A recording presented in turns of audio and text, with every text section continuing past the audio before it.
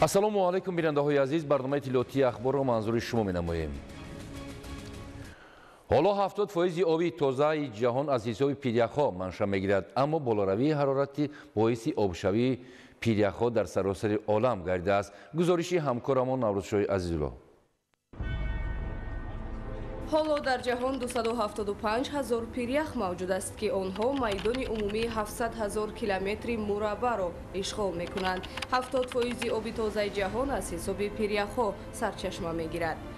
дар ин бора дар сомонаи созмони милали муттаҳид охири моҳи январ бахшида ба оғози соли байналмилалии ҳифзи пиряхҳо ки бо ташаббуси тоҷикистон қабул гардидааст маълумот пешниҳод шудааст. яъне пиряхҳо манбаи асосии обҳои мусаффо ва ҳаёти осудаи инсоният ба ҳисоб мераванд.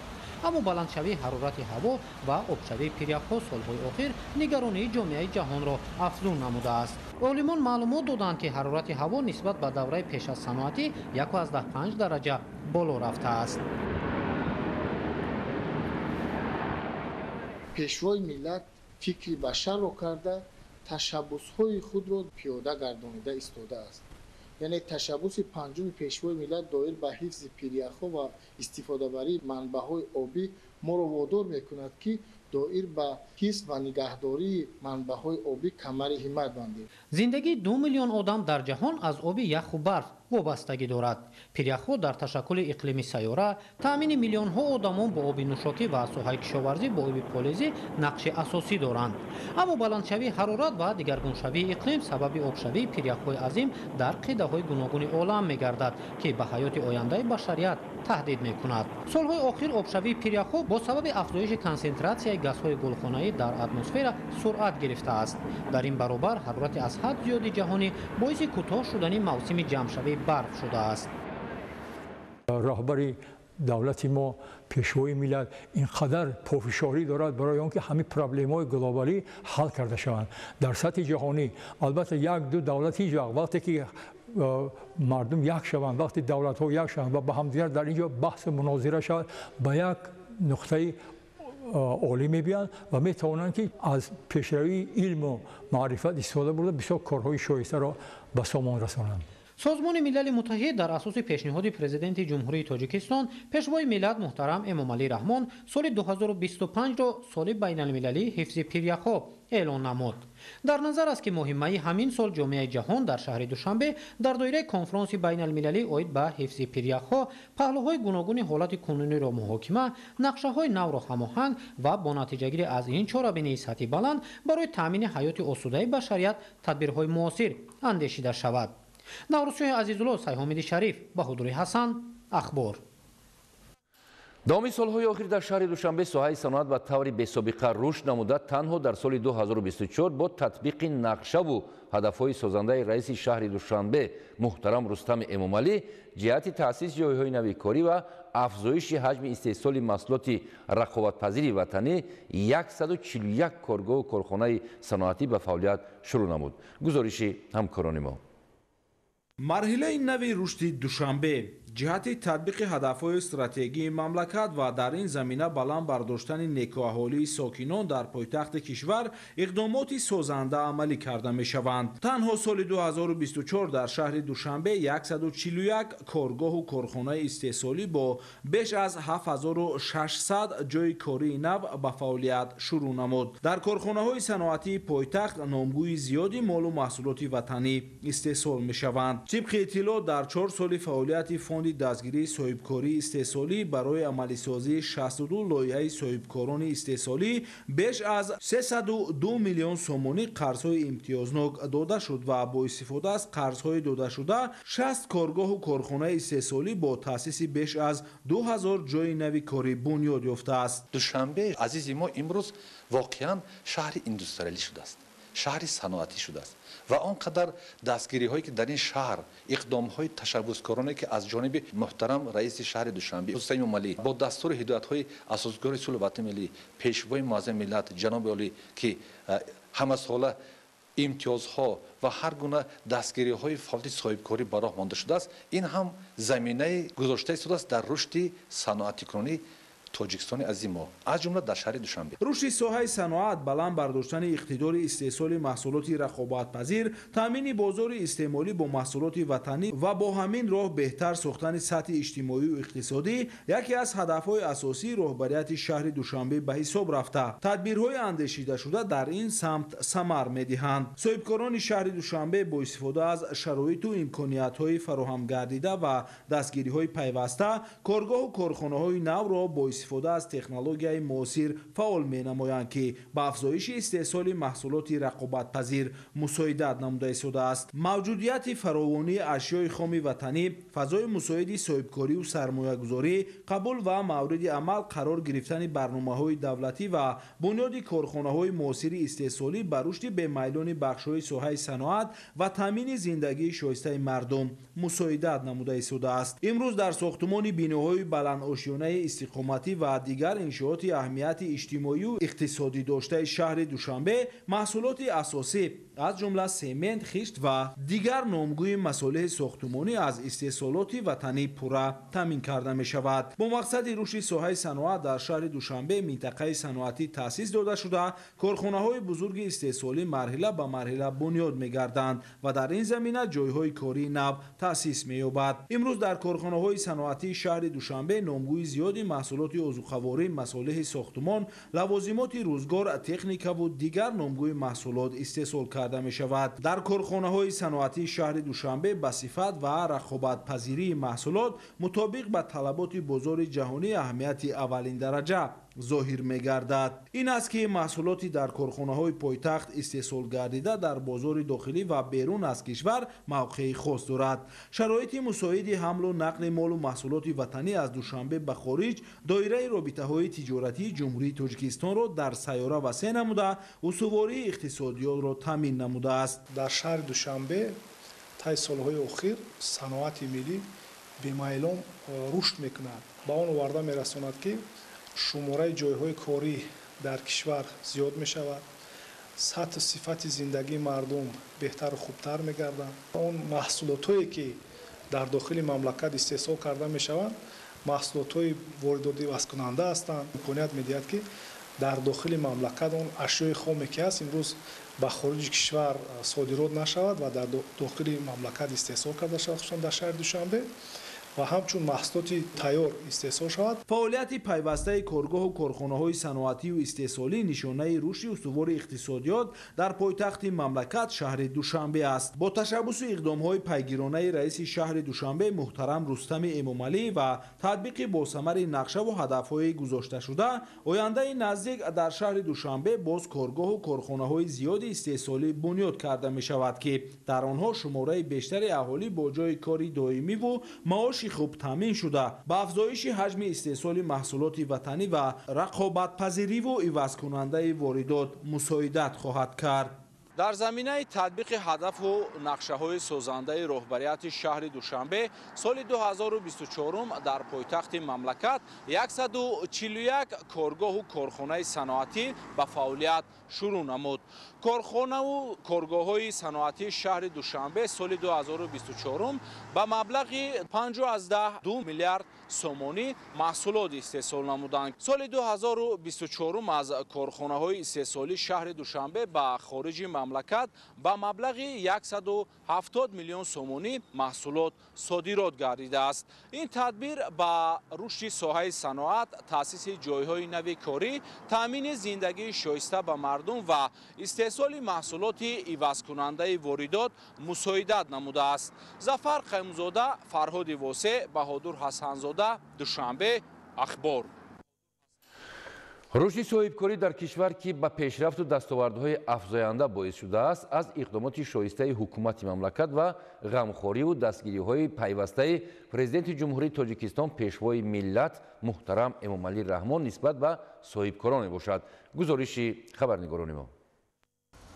дар баробари ташаббус ва дастгириҳои ҳамаҷонибаи ҳукумати мамлакат ҷиҳати вусъати созандагиву ободониҳо инчунин саҳми соҳибкорон ва аҳолии кишвар низ дар беҳтарсозии вазъи инфрасохтори кору хизматрасонӣ дар маҳал назаррасу арзишманд мебошад. Ба фаъолият оғоз намудани боз як маркази савдову хизматрасонӣ дар маркази ноҳия ки дар партави сиёсати созандаи ҳукумати кишвар ва дастгириҳои ҳамаҷонибаи роҳбари давлат нисбат ба соҳибкорон амалӣ шудааст, нишони возеҳи дарки масъулияти ватандӯстона, иқдомоти шоиста ва саҳмгузории соҳибкори ватанӣ баҳри ободиву беҳтарсозии сатҳи хизматрасонӣ дар маҳал дониста мешавад.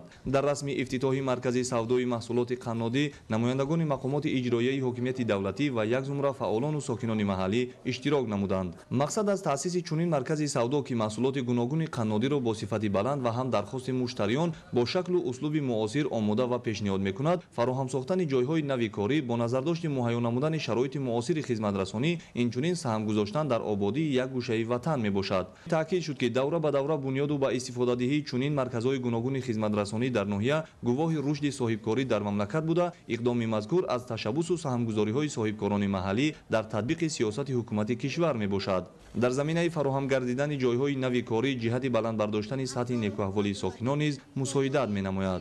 дар заминаи дастгириҳои пешвои миллат муҳтарам Эмомалӣ Раҳмон дар ноҳияи Фархор аз ҷониби соҳибкорони ватанӣ коргоҳу корхонаҳои истеҳсолӣ ва марказҳои гуногуни хизматрасонӣ бунёд шуда истодааст. мо сокинони ноҳияи Фархор хушҳол аз он гаштем ки инавбат дар маркази ноҳия чунин маркази савдо ва хизматрасонӣ ба фаъолият оғоз кард ва мо ҷавонон соҳиби ҷойи кор гаштем. баҳри истиқболи сазовор аз ҷашни фархундаи миллии 35-солагии истиқлолияти давлатӣ дар ноҳияи Фархор аз маҷмӯи 435 иншооти гуногун таъиноти бунёдшаванда дар соли 2022 61 иншоот, соли 2023 82 ва соли 2024 91 иншоот сохта мавриди истифода қарор дода шуда, дар соли 2025 бунёди 61 иншооти дигар нақшагузорӣ гардида корҳои бунёдӣ бо маром ҷараён дорад. тибқи маълумот аз шумори умумии иншооти сохташавандаи ҷашнӣ дар ноҳия беш аз 80%-аш бо саҳмгузориҳои соҳибкорони ватанӣ амалӣ гардида истодааст. мувофиқи ҳисоботи омории ноҳияи Фархор дар ҳудуди ноҳия 38 адад корхона коргоҳи истеҳсолӣ сохта ба истифода доштааст ки айни замон пурра фаъолият карда дар зарфи 4 соли охир 8 адад корхона коргоҳ ба истифода доштааст ки дар маҷмӯи 38 адад корхона коргоҳи бунёд шуда با فراگیری 2500 شهروندان با جای کار دومی تامین کرده شدند. در رابطه با وسعت بخشیدن تدبیرهای آبادانی و بنیادکاری از جانب مقامات اجرایی حاکمیت دولتی ناحیه فرخار وابسته به دستگیری‌های صاحبکاران و سهم آنها در تامین شرایط اینفراساختاری کار و خدمترسانی در محل طبق نقشه‌های تصدیق گردیده پیوسته چاره‌های ضروری عملی کرده می‌شود. علیم ناصرزاده، علیم میرزا، خورشید نادرخان، ناحیه فرخار، اخبار. در سیاست دولت و حکومت تاجیکستان تنظیم مناسبت‌های مهنتی، رشد بازار مهنت و با شغل تامین نمودن اهالی موقع اساسی دارد. در این خصوص ماهیره طاهر گزارش می‌دهد. танзими муносибатҳои меҳнатӣ ба касбомӯзию шуғли пурмасъул фаро гирифтани шаҳрвандон яке аз ҳадафҳои меҳварии ҳукумату давлат маҳсуб ёфта. баҳри беҳбуди бахшидани фаъолият дар ин самт пайваста тадбирҳои зарурӣ роҳандозӣ карда мешаванд. дар паёми навбатӣ низ ба ин масъала мароқи зиёд зоҳир гардида таъкид рафт ки оло дар кишвар 62 муассисаи таҳсилоти ибтидоии касбӣ аз рӯи 97 ихтисос ва 5 маркази таълими калонсолон бо 41 филиал ва 21 намояндагӣ аз рӯи 93 касб кадрҳои коргарӣ тайёр мекунад. дар партави чунин нуқтаҳо дар ноҳияи шоҳнони вилояти мухтори кӯҳистони Бадахшон ба масъалаи васеъ намудани бозори меҳнат, ба шуғли пурмаҳсул ҷалб намудани касбомӯзон ва таъмини бекорон бо ҷойи кор таваҷҷӯҳи махсус равона гардида дар соли 2024 1403 нафар барои пайдо кардани ҷойи корӣ муроҷиат карда 74 нафар бо кори доимӣ таъмин шуданд ва 200 нафар ба касбомӯзӣ роҳат гирифтанд. соли гузашта яъне дар маркази таълими калонсолони ҷумҳурии тоҷикистон дар ноҳияи шоҳнон ва инчунин шуғли аҳолии ҷумҳурии тоҷикистон яъне дар масъалаи ба касбомӯзию забономӯзӣ фаро гирифтани шаҳрвандони бекор корҳои зиёде ба сомон расонида шуданд ва маркази таълими калонсолони ноҳияи шоҳнон дорои яъне бинои замонавӣ, таҷҳизоти замонавӣ ва симхонаҳо мебошад ки ҳамасола ба ин марказ касбомӯзони зиёде фаро гирифта мешаванд. Дар самти барномавӣ дар ҳамкорӣ бо шуғли аҳолӣ 200 нафар касбомӯзони яъне шаҳрвандони бекор ба касбу ҳунаромӯзӣ фаро гирифта шуданд. дар самти худмаблағгузор бошанд 202 нафар шаҳрвандон ва инчунин дар самти шаҳодатномакунӣ бошад 93 нафар шаҳрвандони ноҳияи Шуғнонро мо бо шаҳодатномаҳои тахассусӣ яъне таъмин кардем. ҷиҳати тақвият бахшидани бозори меҳнат дар ноҳияи Шуғнон давоми 1 сол 8 маротиба ярмаркаи ҷойҳои корӣ бо пешниҳоди 349 корҷӯй баргузор карда шуданд. Аз ин шумора 74 нафар бо кори доимӣ таъмин шуда, 200 нафар ба касбомӯзӣ рохат пайдо карданд. Барои рушди соҳибкории шахсони бекор ба 69 нафар маблағи зиёда аз 242 000 сомонӣ қарзои имтиёзнок дода шудааст. масъулони соҳаи меҳнат ва шуғли аҳолии ноҳияи Шуғнон баҳри амалӣ намудани дастури пешвои миллат президенти мамлакат муҳтарам Эмомалӣ Раҳмон дар самти ислоҳоти ҷиддӣ аз навсозии низоми таълим ва таҳкими заминаҳои моддиву техникии марказҳои таълими калонсолон саъю талош намуда барои заминаи мусоид фароҳам сохтан барои касбомӯзӣ ва шуғли пурмаҳсул аз тамоми имкониятҳо самаранок истифода хоҳанд бурд. Моҳираи Тоҳир, Муборакшоҳи Рустам, ноҳияи Шуғнон, Ахбор. соли 2024 дар шаҳри Бӯстон 59 коргоҳу корхонаи саноатӣ ба маблағи 759,7 миллион сомонӣ маҳсулот истеҳсол намуданд. гузориши Абдуваҳоби Абдусаттор. зиёд намудани ҳаҷми маҳсулот, таъмини рақобатнокии ташкили ҷойҳои корӣ, таҳияи омилҳои ҳавасмандгардонӣ барои ҷалби сармоягузорӣ, таъсиси кластерҳои саноатӣ ва бунёди корхонаю коргоҳҳои нав аз ҷумлаи вазифаҳоест ки дар барномаи саноатикунонии босуръати кишвар дарҷ гардидааст. бо иҷрои пурраи ин вазифаҳо Тоҷикистон аз кишвари тавлидкунандаи ашёи хом ба истеҳсолкунандаи маҳсулоти ниҳоӣ табдил меёбад. бо ин мақсад дар шаҳри Бӯстон коргоҳу корхонаҳои нави истеҳсолӣ бунёд гардида маҷмӯи маҳсулоти саноатӣ зиёд мешавад. дар раванди бунёду ба кор даровардани коргоҳу корхонаҳои саноатӣ саҳми соҳибкорон назаррас аст. тибқи маълумот имрӯз дар 59 коргоҳу корхонаҳои саноатии шаҳри Бӯстон зиёда аз 60 намуди молу маҳсулот истеҳсол карда мешавад ки аксари он воридоти васкунанда ва ба содирот нигаронида шудааст. дар зиёд гардидани ҳаҷми маҳсулоти саноатӣ ҳиссаи корхонаи истеҳсоли профил ва қубурҳои металлии ҷамъияти дорои масъулияти маҳдуди Ганҷопар ки аз соли 2022 инҷониб фаъолият дорад назаррас мебошад. корхона бо саҳмгузории соҳибкорони ватанӣ ба кор дароварда шуда дорои дастгоҳҳои муосири истеҳсолӣ аст ва имкон дорад дар як моҳ 350 тонна маҳсулоти тайёрро пешниҳоди харидорон намояд. ҳоло дар ин корхона 33 намуди профил ва 14 намуди қубурҳои металлӣ истеҳсол карда мешавад ва зиёда аз 20 нафар сокинони маҳаллӣ бо ҷои кору маоши хуб таъмин гардидаанд. корхонаи фаръии зари суғ ки қаблан коргоҳҳои заргарӣ, қолинбофӣ ва дузандагиро ба кор дароварда буд, соли гузашта бо таъмиру навсозии як бинои кӯҳнаю фарсуда истеҳсоли пойафзолро низ ба роҳ монд. дар ин корхонаи нави саноатӣ 20 нафар бо кори доимӣ таъмин шуда ҳоло 50 намуди пойафзол истеҳсол карда мешавад. иқтидори солонаи корхона истеҳсоли то 60 000 ҷуфт пойафзолро бо андозаҳои гуногун ташкил медиҳад. корхонаи истеҳсоли мех ва мехҳои печони ҷамъияти дорои масъулияти маҳдуди Тоҷфилис ҳам бо мақсади таъмини бозори дохилӣ бо маҳсулоти ватанӣ таъсис дода шудааст. дар ин корхона дар як моҳ тақрибан 600 тонна мех ва мехҳои печон бо шаклу андозаҳои гуногун истеҳсол карда мешавад. корхонаи истеҳсоли коғази ҷамъияти дорои масъулияти маҳдуди Дурахшон Бӯстон ҳам фаъолияташ назаррас буда дар як моҳ 20 000 дона сачоқчаи хушк ва 360 000 дона коғази ташноб истеҳсол менамояд. ин ҳам дар ҳолест ки қаблан талаботи бозори дохилӣ бо ин ду навъи маҳсулот аз ҳисоби воридот қонеъ карда мешуд. шӯро аз соли 2017 то инҷониб дар шаҳри Бӯстон ва ҷамоати шаҳраки Палос бо иштироки бевоситаи асосгузори сулҳу ваҳдати миллӣ, пешвои миллат, президенти ҷумҳурии Тоҷикистон муҳтарам Эмомалӣ Раҳмон 22 адад корхонаҳои саноатӣ мавриди баҳрабардорӣ қарор гирифтанд. дар соли 2024 ҳаҷми истеҳсоли маҳсулоти саноатӣ ба маблағи 750,7 миллион сомонӣ таъмин гардид ки нисбат ба соли 2023 86,1 миллион сомонӣ ё худ 15% зиёд таъмин шудааст. дар шаҳри Бӯстон барои таъсиси коргоҳу корхонаҳои нави саноатӣ ва дар ин замина афзоиш бахшидани ҳаҷми истеҳсоли маҳсулот имконият бештар аст. соли 2024 дар шаҳри Бӯстон 4 коргоҳу корхонаи нави саноатӣ ба кор дароварда шуд. дар назар аст ки соли равон дар доираи омодагиҳо ба ҷашни 35-солагии истиқлоли давлатии ҷумҳурии тоҷикистон ва татбиқи ҳамаҷонибаи ҳадафи стратегии саноатикунонии босуръати кишвар дар шаҳри Бӯстон боз 4 коргоҳу корхонаи нави саноатӣ мавриди баҳрабардорӣ қарор дода шавад, ки яке аз он корхонаи забҳи паррандаи ҷамъияти дорои масъулияташ маҳдуди Анко Инвест аст, ки имрӯзҳо корҳои сохтумонӣ бо маром идома дорад. бо мавриди баҳрабардорӣ қарор додани ин маҷмуаи бузурги саноатӣ 350 нафар бо ҷои кор таъмин гардида, дар баробари забҳи парранда ҳамзамон банду басти маҳсулоти нимтайёр аз гӯшти мурғ ва истеҳсоли ҳасиб низ ба роҳ монда мешавад. абдулваҳоби абдусаттор, Илёс Бобоҷон, шаҳри Бӯстон, Ахбор. маъракаи кишти асосии картошка дар ноҳияи Қубодиён бо вусъат идома дорад. кишоварзони бо таҷрибаи ноҳия дар баробари истифодаи хоҷагиҳои кишоварзӣ ҳамчунин ба бунёди гармхонаҳои замонавӣ оғоз намуда, аз ин ҷиҳат низ манфиати зиёд ба даст меоранд. гузориши хабарнигорони мо.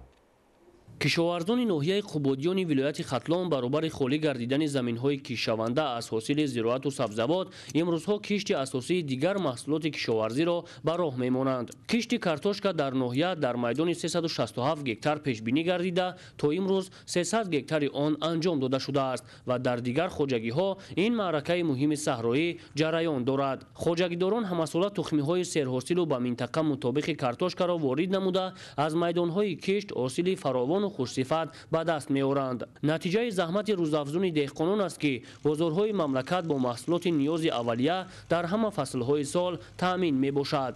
хоҷагии деҳқонии Азамат Абдураҳмонови ноҳияи Қубодиён дар истеҳсоли маҳсулоти тару тозаи барвақтӣ саҳми назаррас дошта, соласол деҳқононаш бо ба роҳ мондани усулҳои ҷадиди кори хоҷагидорӣ маҳсулоти хушсифату рақобатпазир ба даст меоранд. 5 سال میشه و ما همین گرمخونه را بنیاد کردیم. در اینجا زیاده 20 نفر جای کار تامین شده است. همه دار بودرینگ کشت میکنیم. حاصل خوب گرفته همین بازار را تامین میکنیم. аз соли 2021 ин ҷониб дар хоҷагии мазкур дар масоҳати 1 гектар замин гармхонаи инноватсионӣ бунёд карда шуда, дар он парвариши помидору бодиринги барвақтӣ ба роҳ монда мешавад. тавре иттилоъ дода шуд, аз ин гармхонаҳо то 4 маротиба ҳосил ба даст меоранд. дар ноҳияи Қубодиён майдони умумии корами обӣ 13076 гектарро ташкил дода, кишоварзон ҳамасола дар натиҷаи меҳнати софдилона ба замин ба дастовардҳои баланди меҳнатӣ ноил мегарданд. имрӯзҳо 98% заминҳои ба кишт нигаронидашуда аз шудгори хушсифат бароварда шудааст ки деҳқонон вобаста ба талабот зироату сабзавоти ба ин айём мувофиқро кишт намуда истодаанд. Самандар Шоев, Искандари Саид, ноҳияи Қубодиён, Ахбор. гузаштан ба иқтисоди рақамӣ ва ҳисоббаробаркунии ғайринақдӣ аз ҳама ҷиҳат манфиатовар буда, ба сарфаи вақт ва аз байн бурдани баъзе омилҳои таъсиррасони инсонӣ дар низоми пардохтҳо мусоидат мекунад. гузориши хабарнигорони мо аз ноҳияи Лахш.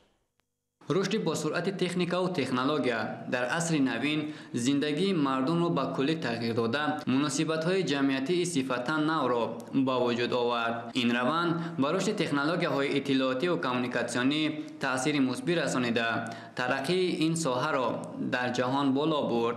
дар паёми президенти ҷумҳурии Тоҷикистон ба Маҷлиси Олии Ҷумҳурии Тоҷикистон дар бораи самтҳои сиёсати дохилӣ ва хориҷии ҷумҳурӣ вобаста ба гузаштан ба иқтисоди рақамӣ ва ҳисоббаробаркуниҳои ғайринақдӣ дар соҳаи бонкдорӣ махсус таъкид гардида, пешвои миллат муҳтарам Эмомалӣ Раҳмон ниҳодҳои дахлдорро барои амалӣ сохтани ин тадбир муваззаф намуданд. дар заминаи иҷрои қарорҳои зикр гардида ва баланд бардоштани маърифати молиявии аҳолӣ аз ҷониби корхонаи воҳиди давлатии бонки амонатгузории Тоҷикистон Амонатбонк дар ноҳияи Лахш тадбирҳои зарурӣ амалӣ карда мешаванд. аз ҷумла барои пешниҳоди хизматрасониҳое ки ба монанди қарзҳои ипотекӣ, пасандозҳо ва гузариш ба пардохтҳои ғайринақдӣ талош менамоянд, то аҳолӣ бо ин тарзи кор ва манфиати он ошно шаванд.